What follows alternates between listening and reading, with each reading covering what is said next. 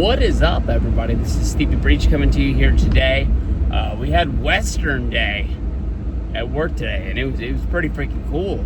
Honestly, this might be me now. I think I've worn this hat like in a few videos throughout the time. I think the first one I ever did was in 2010 when I was portraying Shawn Michaels challenging The Undertaker to SummerSlam for a rematch from WrestleMania 26, saying that we needed to do it a third time. And probably somewhere along the way, making more like Shawn Michaels videos, I might have put it on or something like that. But I feel pretty damn cool, I'll tell you the truth. But still reeling in how big last night's Monday Night Raw was. I honestly really thought that it was a really, really good show. Probably one of the very first Monday Night Raws that has come close to the debut of Raw on Netflix. That one was a star-studded affair. Might as well have been a pay-per-view with CM Punk and Seth Rollins, and then also having Roman Reigns versus Solo Sikoa. But jam-packed, setting up the Night of Champions over in Saudi Arabia. I know that Saudi Arabia is like a big sponsor of WWE. They have their logos inside of the ring on Monday Night Raw. Not only one but two, and then they pay a ton of money to have these shows in Saudi Arabia. Do you remember like the first year that they went over there and like ringside, like the VIP area was like couches? They didn't even have seats out there. It was like a VIP experience at the club in Las Vegas. It is really, really crazy. And I know at one point they were getting so much bad publicity that if you knew they were in Saudi Arabia. But, watching the show, they never said Saudi Arabia. They never made reference to where they were. It was just Crown Jewel. And that was all. But it seems now like any chance they get the word, that anytime they get the chance to say Saudi Arabia, they're putting it out there. And I think that this pay-per-view, honestly, it should be a big one. You've got the King of the Ring tournaments that's going to be crowning your number one contender for SummerSlam. The last time they did this, it was won by Nia Jax as well as Gunther. Gunther went on to SummerSlam where he fought against Damian Priest, and then with the help of Finn Balor breaking up the Judgment Day, he won the World Heavyweight Championship, or he went on the reign of holding it from SummerSlam until WrestleMania 41 when he lost to Jey Uso. But last night he was able to defeat Jey Uso yet once again, so he is back on top. The one thing I keep thinking about that match more than anything else was once it was all said and done, even before the fireworks went off and he was just holding the championship, he gave that grin into the camera that he was like, I told you I was going to do this, and I did it. I'm Gunther. I'm the number one guy in this company. I can beat up anybody. I think that Gunther is an awesome champion. I was wondering what they were going to do if he lost. I even thought if Rollins cashed in is what a lot of people probably thought that was going to happen in that match. I thought that Gunther would have to leave the brand and go over. It doesn't really make sense to have Gunther as a heel, not being the champion, and chasing Seth Rollins, who they're probably not going to set up a Rollins versus Gunther match. Now that Gunther is the champion, you can see by the end of the show, I don't think Gunther, went through a vigorous fight. Jey Uso did get his offense in, but he wasn't hurt, he wasn't damaged, so Rollins didn't come out much like he did at the very beginning to break up the CM Punk versus John Cena affair. But is Rollins now pretty much going to be trying to go after SmackDown? or I don't know how you can like reign over Monday Night Raw and not be going after the champion of that brand. So I'm not quite sure if that means that, you know, we're going to see more of Rollins on Friday nights, or even on then, Rollins isn't going to go after Cena, but I guess Rollins showed up during this whole Cena affair with Punk, so it's going to be weird how Rollins is still going to be running Monday Night Raw, but it looks like he's not going to be wanting to go after either championship anytime soon, unless he's just like picking the bones. That's my new metaphor that I think I'm going to say almost all the time. You know, talking about Money in the Bank, unless he's just going to be walking out there with the Money in the Bank because he kind of has to, because the guys just left so defensively here, or something, or something like that. But I really don't know how to pick who I think is going to win the whole deal. The biggest question about the King of the Ring tournament is who the mystery man is going to be in the four-way on next Monday Night Raw. You know, we know three of the competitors. I was kind of thinking like maybe Jey Uso would fill into the hole, and they didn't want to put him on there because he was still the WWE champion at the time. But you think that they would try to set up Jey Uso versus Gunther on that card as some sort of a rematch. So I'm not really sold on that one, but if it does, you know, pop off, I'm all for it. I think that would be cool.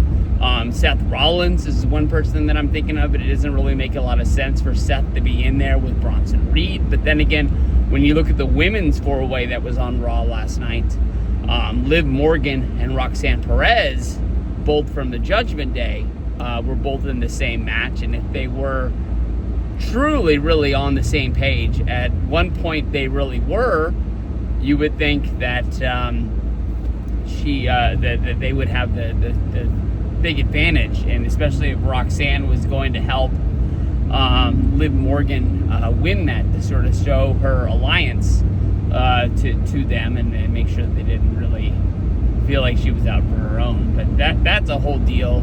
You know, Finn Balor is pulling the puppet strings, you know, making everybody dance, and I don't think anybody really notices what's going on. I did notice that it looked like JD McDonough, who I'm a big fan of on Monday Night Raw, it didn't really seem like he was jumping at the chance to congratulate Roxanne Perez. He wanted to pretty much be anywhere else. I thought he would like kind of show his alliance with Finn Balor because of the fact that Balor trained him, and that's how he pretty much got to where he is. But it looked like he kind of wanted to stay with Dom and make sure that Dom was out of trouble. He probably wanted to make sure that he didn't want to be in trouble himself, because he knew how Liv was going to react over the whole deal. Liv's next big storyline is more than likely probably going to be Evolution. I think that there's a pretty big chance that we're going to get another Bella making a return to WWE, and I think it's going to be the Bellas fighting for the tag championship.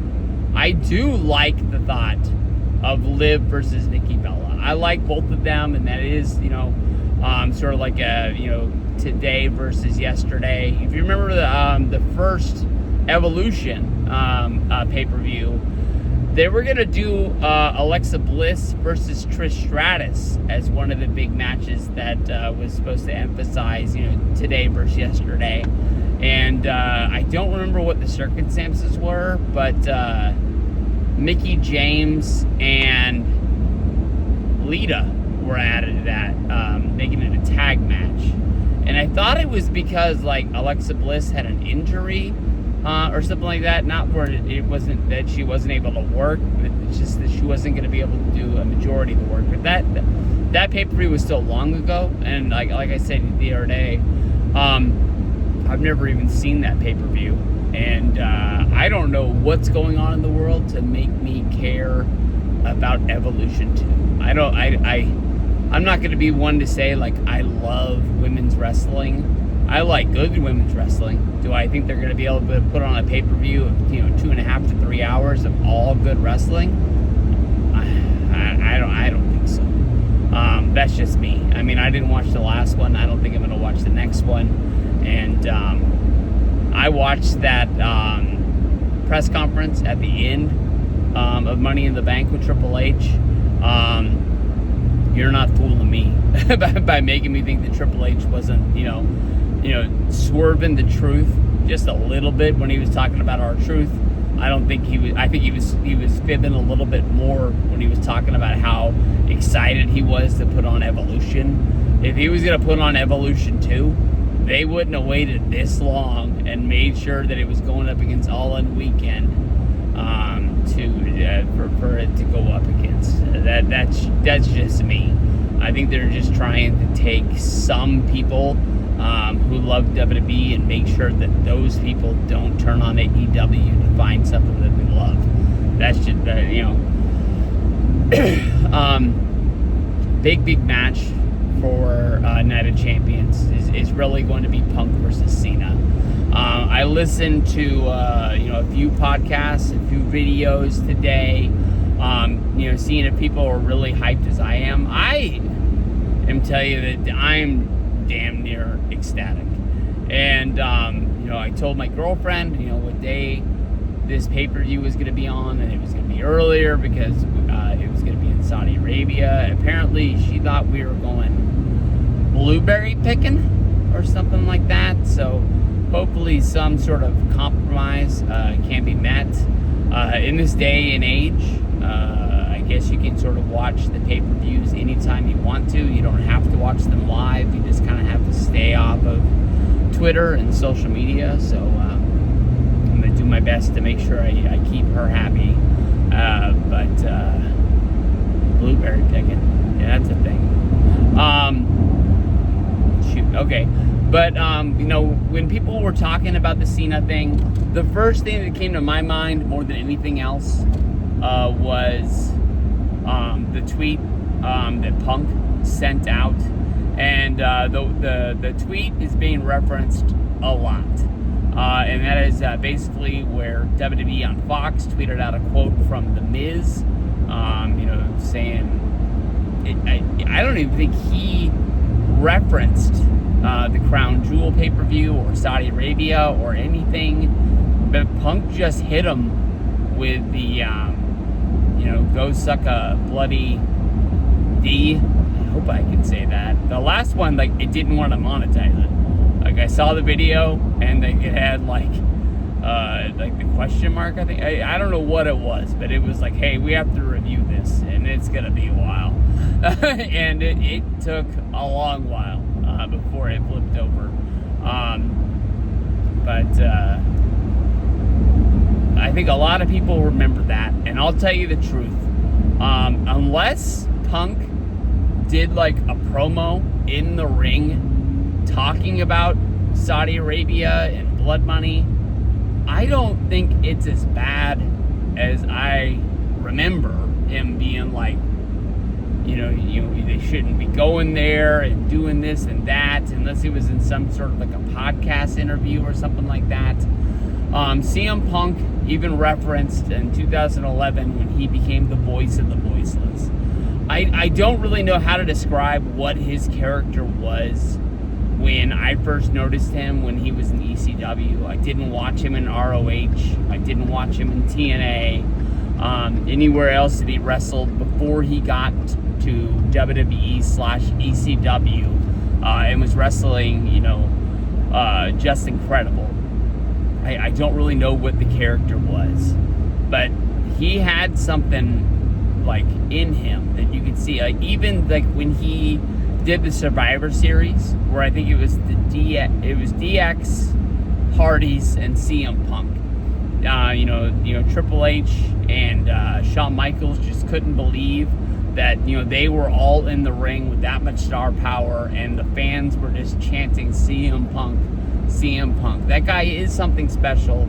I think that he is something that the fans truly believe in to this date, and I find myself that I can't go back on things that I say. And I've never, been one to say that, like, I am the biggest CM Punk fan of all time. The guy makes me mad. The guy makes me happy. The guy makes me mark out. I find myself cheering for him to lose in some certain situations. I don't hate the guy. I just had a bad experience with him. And I think I've been swayed by the wrestling news outlets over the year that, he had something that he believed in. He didn't think he was being used right, and he left WWE. But I honestly felt like he walked out on his fans, left them hanging. And then he knew that people wanted to see him. People cared about him for years. And he did autograph signings and, did things like that, this and that. But people wanted him to wrestle, and he didn't do it. Now, I can't make him do something because I want him to do it. And I understand that he has to be in the right headspace for it. And, AEW somehow changed his mind. But he's talked about in a lot of interviews when he first came back that he was close to coming back to WWE. Not once, but twice. I don't know. I don't know what the situation was to make him change his mind. But I think he knew that the people out there really, really wanted to see him. And I think WWE learned really, really fast that the people wanted to see him too. So unless there's some sort of quote or something like that, talking about Saudi Arabia, I don't think it's that bad that Punk is going over there and doing this. I think that it's good. I mean, on Sunday morning, I was at work and I called my buddy Mike, who I think is one of the biggest CM Punk fans of all time. And I think the whole conversation started from me thinking about the upcoming Royal Rumble, which happens to be in Saudi Arabia, and me kind of thinking that, like, CM Punk wants the main event WrestleMania. And it's not impossible, because there's two ways to main event WrestleMania. One is the Chamber, if they choose to do it that way again. And the other one is the Royal Rumble. It's been that way forever and ever. And there are people that you can point out, like Shinsuke Nakamura or Alberto Del Rio. Just because you win the Royal Rumble does not mean you're going to main event WrestleMania. But it's a damn good chance that you're going to. So if Punk, held on to, I don't want to say his morals, because now that I'm thinking about it, I don't even know if he really came out and said he didn't want to go over there. I know for a little bit, Sami Zayn didn't go there. I don't think Bryan Danielson went there. At one point, Danielson was booked to go there, and I think they either had to take the championship off of him or they had to change the match. I really can't remember which one it was, but I think he had a World Heavyweight Championship match or a WWE Championship match that was going to take place there, and he probably spoke up and said that it was, against his beliefs, and they gave him the night off, and they gave it to somebody else. Remember that one time that, like, they were going to do Rusev versus Undertaker in a casket match, and Rusev put out a tweet basically saying that he was doing the job. So they ended up changing the match to Chris Jericho, and then for some reason they changed it back to Rusev. And Rusev still ended up losing. I don't really remember that, but I do remember the match. But this is going to be big, guys. This is going to be big, big, big. Not only because it's John Cena, but, I mean, people have been wanting this match for a long, long time. One-on-one, there's Money in the Bank. And after Money in the Bank, they do SummerSlam. I think they do Night of Champions after that.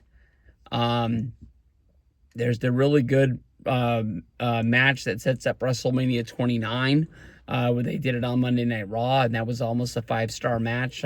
I don't know what it was lacking, but I do remember that it was like the first WWF pile driver in like freaking forever. Night of Champions, SummerSlam. I don't know where I'm going. I was trying to remember the Punk and Cena matches, but I guess that was kind of it. I know that if Punk wouldn't have left in between WrestleMania 30 and WrestleMania 40, I know that we would have at least seen that match one time, and I bet that Punk and Cena probably would have main evented WrestleMania. There are two of the most popular wrestlers that there are in the company. But time takes a hold on everybody. Punk matches aren't the same as they used to be. Cena matches aren't the same as they used to be. People don't really like watching John Cena as a heel. It's a different fighting style where he's almost like setting himself up to cheat rather than setting himself up to win.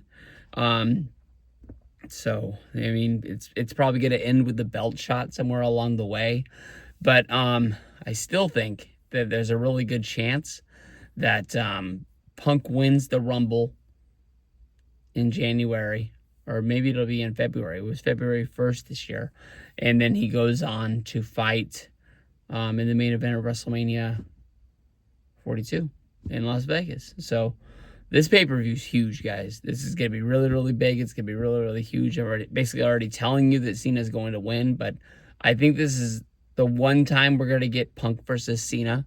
Might be the only time we get Punk versus Cena. Make it special. I think it's going to be that. Oh, I missed it.